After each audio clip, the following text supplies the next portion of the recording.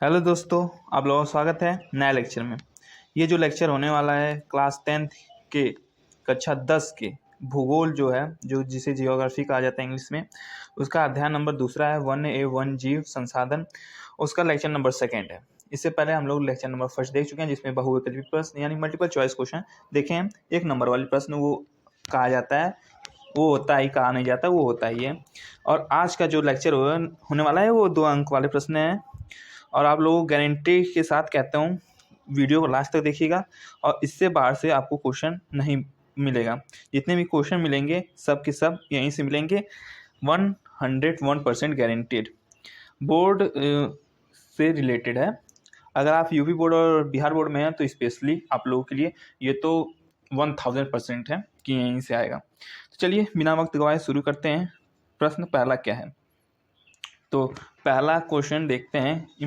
सब इम्पॉर्टेंट है। तो देखिए, कौन सा टाइगर रिजर्व पश्चिमी बंगाल में डोलामाइट खनन के कारण अस्तित्व के संकट का सामना कर रहा है? तो क्या है, तो इसका उत्तर देख लेते हैं। तो उत्तर है, पश्चिमी बंगाल में स्थित यह टाइगर रिजर्व बैंक बक्सा टाइगर रिजर्व जो है वो खनन के कारण अस्तित्व के संकट का सामना कर रहा है। जो खनन होता है, ये चीज़ें, ये सब जो है संकट का सामना कर रहे हैं। अब क्वेश्चन नंबर 2 देखिए। सेकंड क्या है, भारत में कितने प्रतिशत जीव जंतुओं के विलुप्त मतलब होने के संकट का संकट उत्पन्न हो रहा है? वो संकट अब बढ़ते जा रहा है कि वो विलुप्त हो जाएंगे। तो वो सब चीज़ें हैं जो जीव जंतु भारत में। तो आइए देख लेते हैं कौन कौन से हैं। तो उत्तर है इसका, भारत में 10% वन्य वनस्पति जात और 20% स्तनधारियों के लुप्त होने का खतरा है, जिसमें से चीता, गुलाबी सिर वाली बत्तख, पहाड़ी कोयल, जंगली चित्तीदार उल्लू और मधुका इनसिग्निस और हुवर्डिया हेप्टोन्यूरॉन जैसे पौधे शामिल हैं। ये सब आप लोगों ने कुछ न कुछ इसमें से देखा होगा, कुछ न कुछ इसमें से सुना होगा, कुछ न कुछ कई को देखा होगा। वो सब लुप्त होने के कागार पे हैं और कई तो विलुप्त हो चुकी हैं।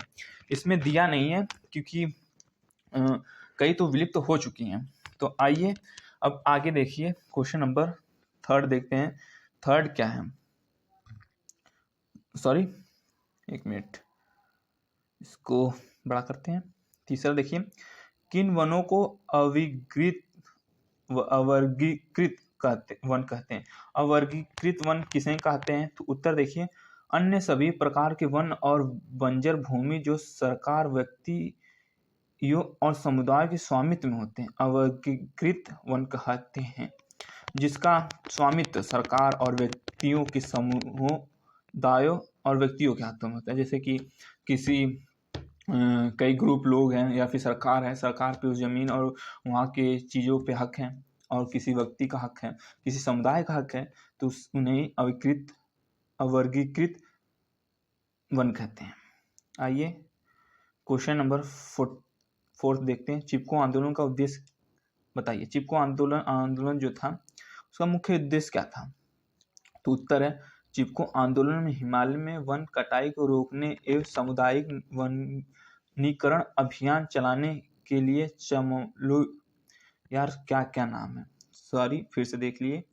तो चिपको आंदोलन में हिमालय में वन कटाई को रोकने एवं सामुदायिक वनीकरण अभियान चलाने के लिए चमोली उत्तराखंड में सुंदरलाल बहुगुणा द्वारा चलाया गया यह आंदोलन था, जिसे चिपको आंदोलन कहा जाता था। जिसमें कि लोग वृक्षों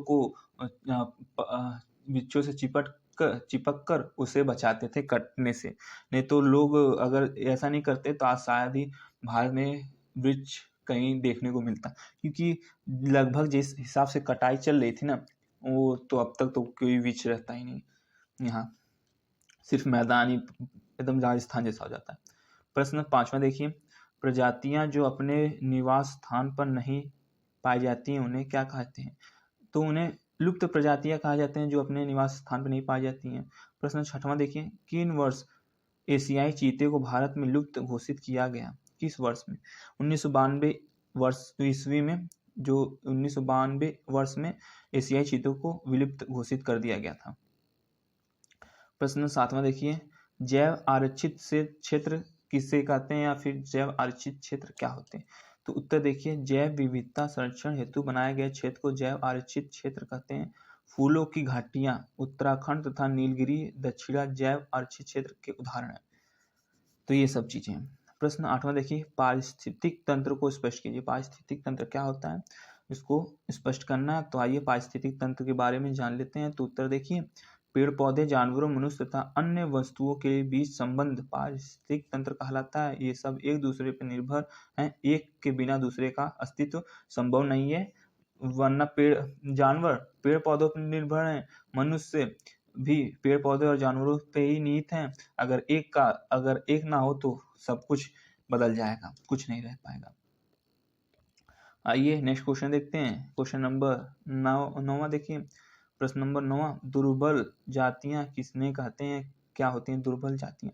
तो उत्तर है, इन जातियों की संख्या बहुत कम या सुभेद है, और यदि इनको प्रभावित करने वाली विषम परिस्थितियां नहीं परिवर्तित होती हैं तो ये संकटग्रस्त जातियों की श्रेणी में आ सकती हैं।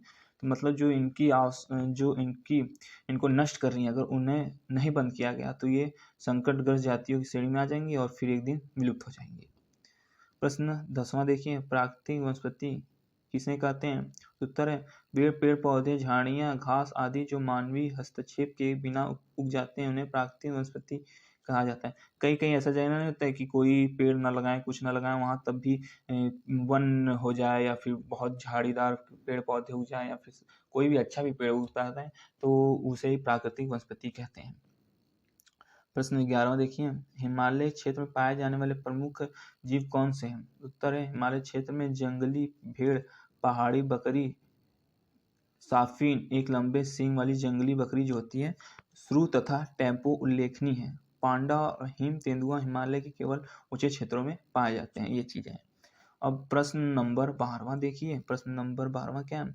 तो रक्षित वन भारत किन राज्यों में पाए जाते हैं? तो उत्तर है, पंजाब, हरियाणा, राजस्थान, उड़ीसा, बिहार और हिमाचल प्रदेश में राज्यों में रक्षित वन पाए जाते हैं। जो रक्षित वन इन सभी जगहों पे पाए जाते हैं। प्रश्न 13वां देखिए, आरक्षित वन भारत के किन राज्यों में पाए जाते हैं? तो आरक्षित वन है केरल, आंध्र प्रदेश, तमिलनाडु, महाराष्ट्र, पश्चिम बंगाल, उत्तराखंड, मध्य प्रदेश, जम्मू और कश्मीर राज्यों में आरक्षित वन पाए जाते हैं। ये इंपॉर्टेंट क्वेश्चन है, दोनों रक्षित वन और आरक्षित वन।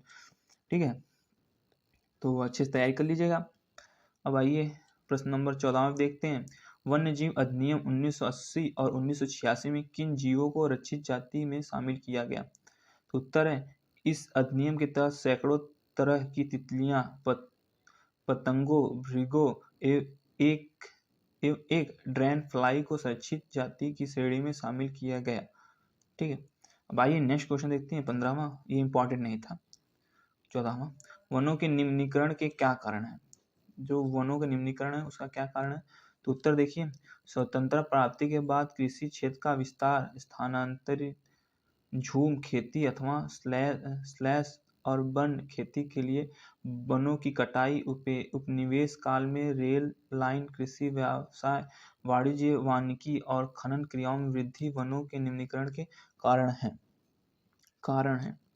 अब आइए नेक्स्ट क्वेश्चन देखिए, वनस्पति जात किसे कहते हैं? उत्तर है, समस्त प्रकार के पेड़ पौधे घास को सम्मिलित रूप से वनस्पति जात कहा जाता है। सभी चीजों को जो पेड़ पौधे हैं ये सब वनस्पति जात श्रेणी में आते हैं। तो 17वां देखेंगे, प्राणी जात किसे कहते हैं? उत्तर है, सभी प्रकार के पशु पक्षी जीवाणु सूक्ष्म जीवाणु तथा मनुष्य सम्मिलित रूप से प्राणी जात में आते हैं। जो सांस लेते हैं, जो जीवित रहते हैं, जो अपनी क्रियाकलाप खुद करते हैं, उन्हें प्राणी जात कहा जाता है। प्रश्न 18 देखिए, अंतर्राष्ट्रीय प्राकृतिक संरक्षण और प्राकृतिक संसाधन संरक्षण IUCN के अनुसार पौधों एवं प्राणियों को कितनी जातियों में बांटा जा सकता है? तो ये देखिए, उत्तर है, IUCN के अनुसार पौधों और प्राणियों को निम्न 6 जातियों में बांटा जा सकता है। पहला सामान्य जातियां, दूसरा संकटग्रस्त जातियां, तीसरा सुभेद जातियां, चौथा दुर्लभ जातियां, पांचवा स्थानिक जातियां, चौथा लुप्त जातियां। ये सभी के बारे में हम लघु उत्तरीय प्रश्न में या दीर्घ उत्तरीय प्रश्न में जानेंगे। ये जो 1 2 3 4 5 6 चीजें हैं, इन सभी के बारे में हम लोग तीसरे या चौथे लेक्चर में देखेंगे। चौथा लेक्चर तभी आएगा जब आप लोगों को कमेंट आएगा। तो इसके बाद एक लेक्चर और आएगा, वो कंफर्म है। प्रश्न 19वां देखिए, भारत में किस प्रदेश में सर्वाधिक स्थानीय वन क्षेत्र है? तो उत्तर है, मध्य प्रदेश में सर्वाधिक स्थानीय वन क्षेत्र है। आई होप आप लोगों को वीडियो अच्छा लगा हो और इससे बाहर से कहीं से क्वेश्चन नहीं आएगा 2 अंक वालों में से इस चैप्टर से रिलेटेड। तो चलिए तैयारी अच्छे से कीजिएगा और पढ़ाई अच्छे से कीजिए। मिलते हैं नेक्स्ट लेक्चर में, तब तक के लिए स्वस्थ रहिए, मस्त रहिए।